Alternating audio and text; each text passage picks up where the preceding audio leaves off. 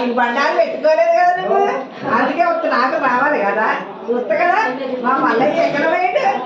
చెల్లె వస్తారు, అందరు వస్తారు, అందరు బాధ పాడుకోవాలి. ఇప్పుడు అందరు రావాలి. నీకు సంబూరమైందో సంతోషమైందో మాకు ఏం కాయలు ఎక్కడ ఉన్నాయో కదా, దొక్కలేము కదా.